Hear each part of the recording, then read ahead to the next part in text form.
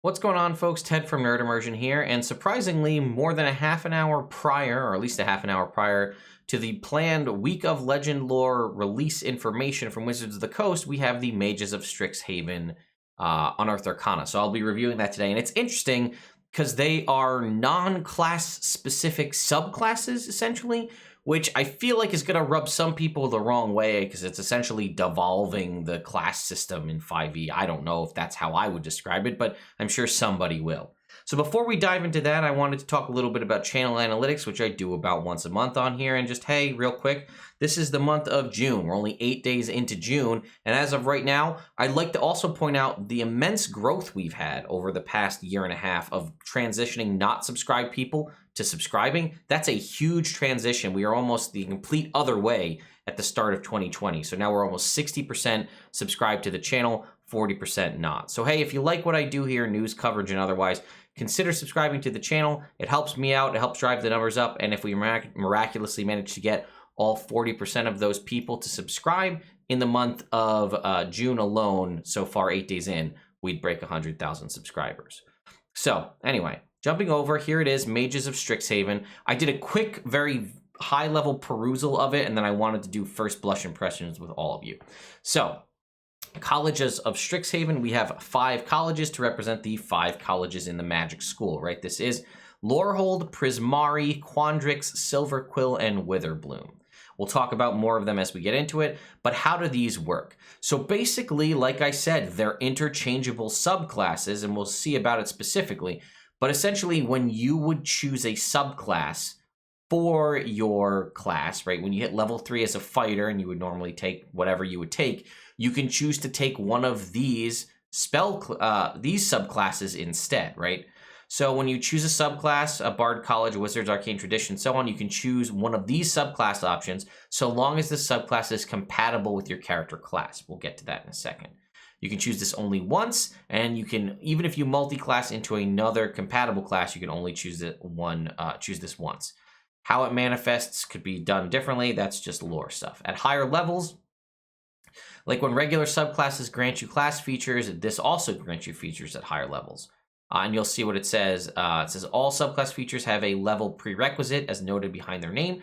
For example, to gain a feature noted as level 6+, your character must be 6th level or higher in the class to which the subclass was chosen. So if you're a wizard with the Mage of Prismari subclass, you must be a 6th level wizard to gain the favored medium feature. When you reach certain levels, you might be eligible to choose from among multiple features in the class. When you reach such a point, you select one of these features for your character to gain. Unless otherwise specified, you can gain no more than one subclass feature at a time. For example, if you are a bard with a Mage of Lorehold subclass, at 14th level, you gain your choice of either the War Echoes feature or the History's Whim feature, but not both. Okay, so we have Mage of Lorehold here is first. This is a Bard, Warlock, and Wizard subclass. So Bards, Warlocks, and Wizards can gain access to this. Upon selecting this, the Mage of Lorehold subclass, you gained 2 features, Lorehold Spells and Ancient Companion. In its features, any reference to the class from which you gained. If you're a Bard, the College of Lorehold counts as your college. If you're a Warlock, it serves as your patron. If you're a Wizard, it counts as your Arcane Tradition. Right? There's probably going to be standard language throughout the whole document. When you subsequently reach a level in your class that gives you a subclass feature, you gain 1 feature of your choice from the options presented here. Each feature has a class level. As denoted beneath the name, you must reach the prerequisite. Okay, level 1. You learn the cantrip Sacred Flame from and the first level spell Comprehend Languages.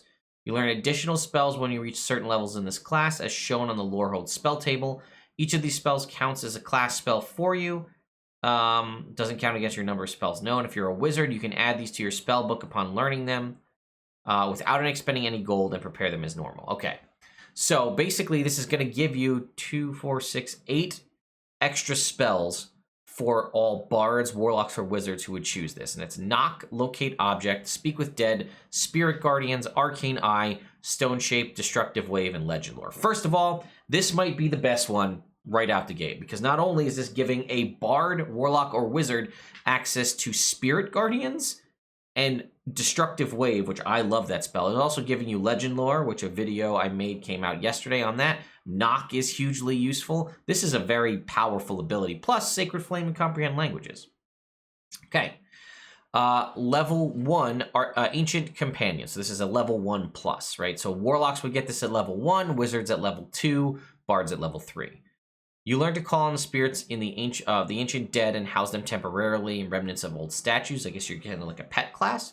Whenever you finish a short or long rest, you can call forth a bond with one such spirit who comes to inhabit a medium freestanding statue within 10 feet of you to serve as your ancient companion. See this creature's stat block, which it has its stat block similar to like a battlesmith or the ranger updated beastmaster companions. Uses your proficiency bonus in several places. When you bond with your ancient companion, choose what type of spirit: healer, sage, or warrior. Your choice of spirit determines the traits in the stat block. It's friendly to you and your companions. In combat, it shares your initiative, but takes its turn after yours. It can move and use its reactions on its own, but the only action it takes on its turn is the dodge action, unless you use a bonus action to command it to do something else. That action can be one in the stat block. If you're incapacitated, it can do any action, not just dodge. As an action, you can touch the Ancient Companion and expend a spell slot of first level or higher. The Ancient Companion gains a number of hit points equal to 10 times the spell level spent. Drops to 0 when you bond with a new companion at the end of a short or long rest, or when you die. When the companion perishes, the spirit within it is returned to its plane of origin. So it goes away. Okay, it perishes when it drops to 0 hit points, when you bond with a new ancient companion, or when you die. So it could be a permanent fixture. Medium construct, 14 armor class, or +2 if it's a warrior. 5 plus 5 times your level in the hit in your class, or the hit dice, which are d8s for your level in the class. 30-foot movement speed. Ability scores are same across the board. Gets Constitution, Intelligence, and Wisdom proficiencies. History, perception checks. Oh, and it gets expertise in perception. Immunity to poison and charmed in the exhausted condition. Ancient Fortitude. If the damage reduces the companion to 0 hit points, it makes a con save with a DC of 5 plus the damage taken. Unless the damage is from a critical hit. On a success, it drops to 1 hit point instead. Sage gets Sage's Counsel. While within 15 feet of you, you and your allies get a +2 bonus to intelligence and wisdom checks. That's pretty nice. Spirit Strike is its main attack. It is a spell attack that does a d8 +2 plus your proficiency bonus in force damage. Healer's Light is the healer only. It chooses a creature within 15 feet of it and it flares up with invigorating light. They get a d8 plus proficiency bonus, temporary hit points, and the warrior has a reaction, which is when a creature within 5 feet of the companion makes a strength or dex save, the companion imposes itself. The creature can add a d4 to the number rolled. All right. Lessons of the past. When you bond with your ancient companion, you gain the following benefits depending on the type of spirit you chose. If you chose a healer, this is for 6+, level 6+. Your hit point maximum increases by an amount equal to your level in the class, and you gain the same number of hit points. When you regain hit points from a spell, you regain an additional d8 hit points. That's pretty nice. You have Sage's advantage on ability checks using Arcana, History, Nature, and Religion. And once per turn, when you deal damage to a creature with a spell of first level or higher, you deal an additional 1d8 force damage to that creature. Or Warrior, if you use your action to cast a cantrip, you can make one weapon attack as part of that attack action. If that weapon attack hits, it takes an extra 1d8 radiant damage. Wait a minute.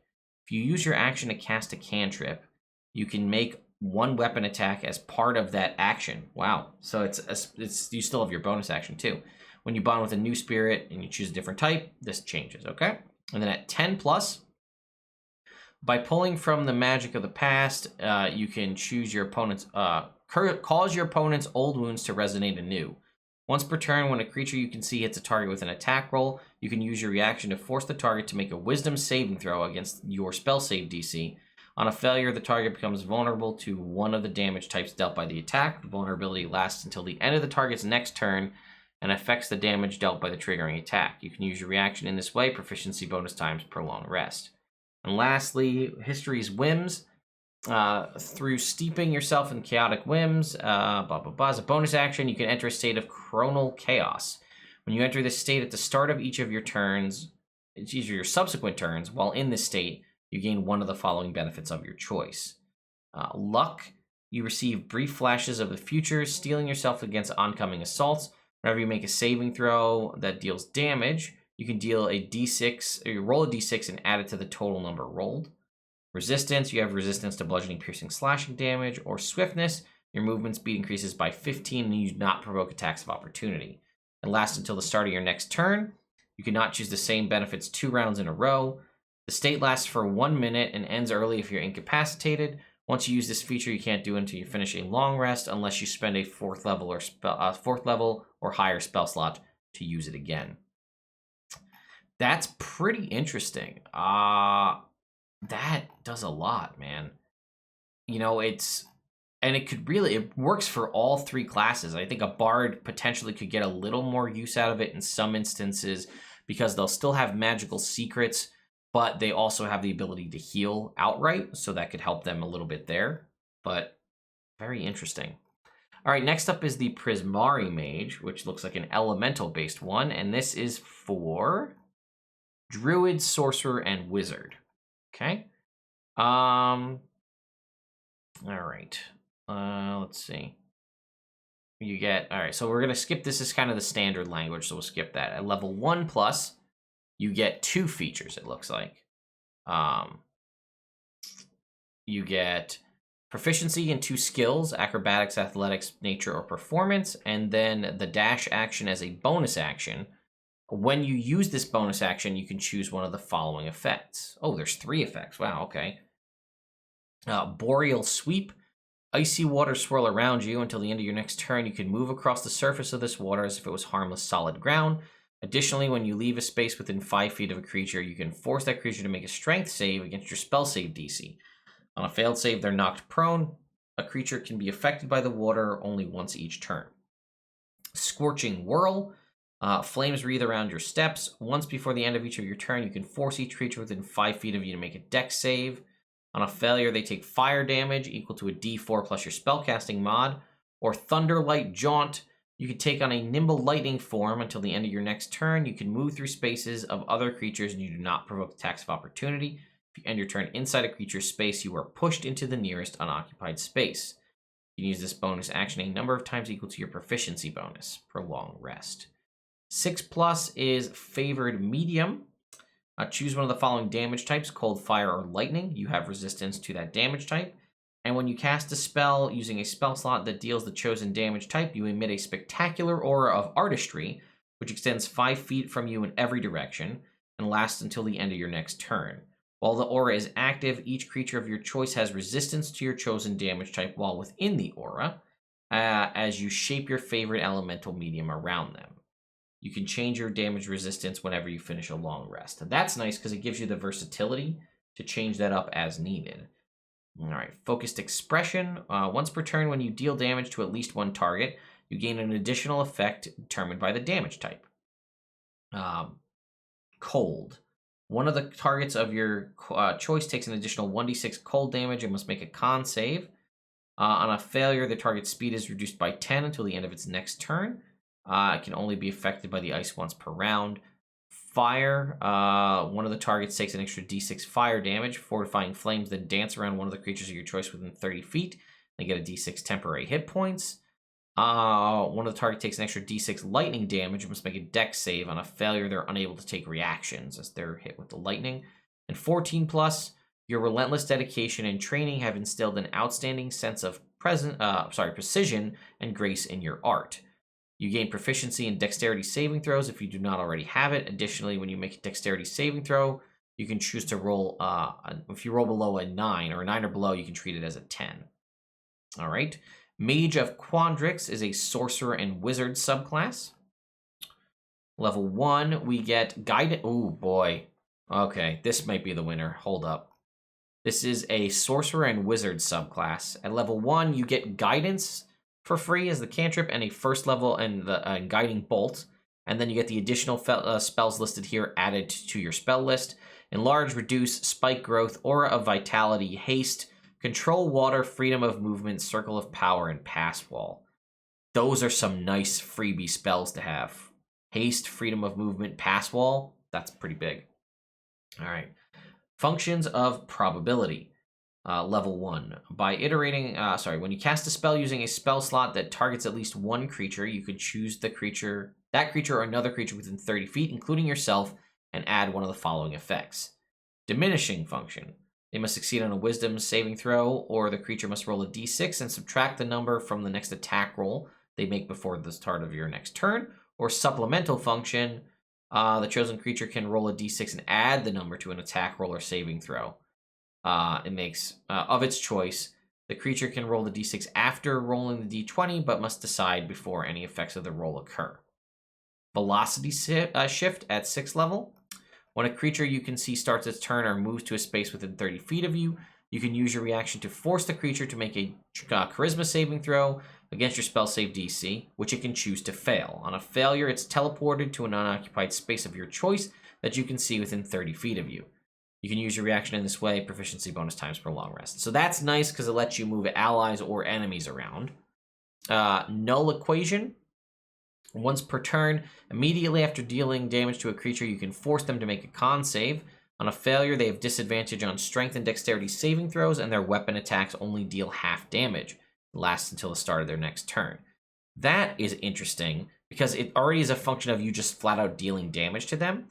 And it's when you deal damage to them. It doesn't have to be with a spell. You could hit them with an attack. It could be a cantrip. But you can force them to make the con save. And if you go before them in the combat round and they're a physical attacker, this can completely shut down their damage.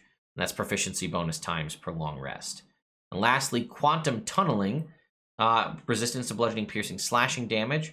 Additionally, you can move through other creatures and objects as if they were difficult terrain, but you take a d10 force damage for every 5 feet you move while inside another creature or object. If you end your turn inside a creature or object, you are shunted into the nearest unoccupied space. So I thought it was powerful I think the first one still wins out for me, and I do like the elemental focus of the Prismari one. I think it definitely could help a druid out quite a bit. Quandrix is interesting. I like the kind of temporal, velocity magic here. The extra spells you get are awesome. Functions of probability are pretty useful because it is unlimited as far as I can tell. When you cast a spell that uses a spell slot, you can just use this ability. So that's either giving someone basically cutting words or a bardic inspiration, although not the full amount of things they can normally do. Velocity shift is a free teleport or ally, free ally or enemy teleport. Null equation is nice because it can shut people down, and then quantum tunneling, again, even at the base level, is resistance to bludgeoning, piercing, slashing damage. All right, then we have Mage of Silver Quill. This is Bard, Warlock, or Wizard. We get Sacred Flame or Vicious Mockery, our choice. Additionally, we get proficiency in 2 skills of our choice: Deception, Intimidation, Performance, Persuasion, or Insight. Silvery Barbs, also at level 1. Immediately after a creature you can see within 60 feet of you succeeds on an attack roll, ability check, or saving throw, you can use your reaction to demoralize them. Unless the creature is immune to being charmed, it rerolls the d20 and must use the lower roll. If the attack roll, ability check, or saving throw then fails, you can choose a different creature you can see within 60 feet of you. That creature is empowered, and they can reroll one attack roll, ability check, or saving throw it makes within 1 minute and use the higher result. A creature can be empowered by only one use of this feature at a time. When a creature fails an attack roll, ability check, or saving throw forced by this feature, you can't use it again until you finish a long rest unless you expend a spell slot of any level to use it again. Inky Shroud at level 6. You learned a darkness spell. If you're a wizard, you can add it to your spell book. You can cast a spell without expending a spell slot once per long rest. When you cast the spell in this way, you can see normally through the darkness created, and when a creature you can see starts its turn in the darkness, you can deal 2d10 psychic damage to that creature. That means you don't have to if you don't want to. You can also cast the spell normally with the additional effects by using spell slots you have of 2nd level or higher. So that's just it. So you can do it once for free, but all the seeing through the magical darkness and dealing the damage is also something you can do even if you use spell slots. Infusion of Eloquence at level 10. Okay. When you cast a spell that deals damage, you can invoke additional words of power that change the damage type to your choice of Psychic or Radiant. That's pretty powerful. Any creature damaged by these spells takes extra damage equal to your proficiency bonus and has its emotions swayed with despair or adoration based on the damage type dealt. Psychic, they're frightened of you until the start of your next turn, or radiant, they're charmed by you until the start of your next turn. Proficiency bonus times per long rest. There is no saving throw. That is either frightened or charmed by you for free. No saving throw, plus additional damage equal to proficiency bonus. And you can turn anything into a psychic or radiant damage attack. Reminder, this is Bard, Warlock, or Wizard, so you have a lot of options for spells there. And lastly, Words of Power. You gain the following options. Deadly Despair. When the target of your Silvery Barbs fails an attack, roll, ability check, or saving throw because of the reroll, you can invoke a Word of Despair that gives that target vulnerability to one damage type of your choice until the start of your next turn. And Selfless Invocation. When a creature you can see within 60 feet of you takes damage, you can invoke a Word of Power using your reaction to grant that creature resistance to that damage, and you take an amount of psychic damage equal to the damage that that creature takes. All right, and then we have the last one, the Witherbloom Mage, which I think makes me bummed because I know they're all mages, but there is no cleric option. So we don't have one for clerics. We have ones for druids, bards, warlocks, wizards, and sorcerer, but none for clerics, which is kind of a bummer.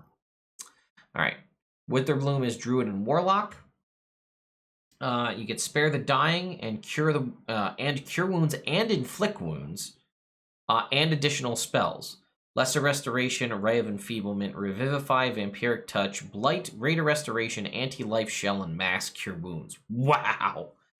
That is probably one of the biggest boons for a warlock ever. Not only do you get healing, you get all these spells, Cure Wounds, Inflict Wounds, Lesser Restoration, all of these. You're still limited by your warlock slots, but that is a huge adjustment to your overall spells prepared and spells known. So you have a huge list to cast from, but also a solid list for the druid as well, removing some of these as options you'll need, like Blight, for example. A lot of these are things druids might take normally, and you just have them auto-prepared. All right, Essence Tap at level 1. As a bonus action, you draw on your reserve a life essence to empower yourself for a minute, and you gain one of the following benefits. Overgrowth. When you choose this benefit as a bonus action on subsequent turns, while the benefit lasts, you can expend and roll 1 hit die. You gain a number of hit points equal to the number rolled plus your spellcasting mod, or when you deal damage, you can change the damage type to necrotic and ignore resistance to necrotic damage. Proficiency bonus times per long rest. Witherbloom Brew, you gain proficiency with herbalism kits if you don't already have it. When you finish a long rest, you can use an herbalism kit and a pot or cauldron to create magical brews. You can create a number of brews equal to your proficiency bonus. Each brew requires its own flask. A brew retains its magical potency for 24 hours, and you choose one of the following effects. Fortifying, you create this brew, choose a damage type from the following list: cold, fire, necrotic, poison, or radiant. A creature can drink this brew or administer it to another creature. They gain resistance to that damage type for an hour. Quickening, you can give it to someone as an action. The recipient gains 2d6 hit points, and one disease or condition from the following list is ended on it. Charmed, frightened, paralyzed, poisoned, or stunned. And as an action, a creature can apply this to a simple or martial weapon. The next time the weapon or piece of ammunition fired from it hits a creature within 1 hour, they take 2d6 poison damage and must make a con save against your spell save DC or be poisoned for a minute. Witherbloom Adept at level 10.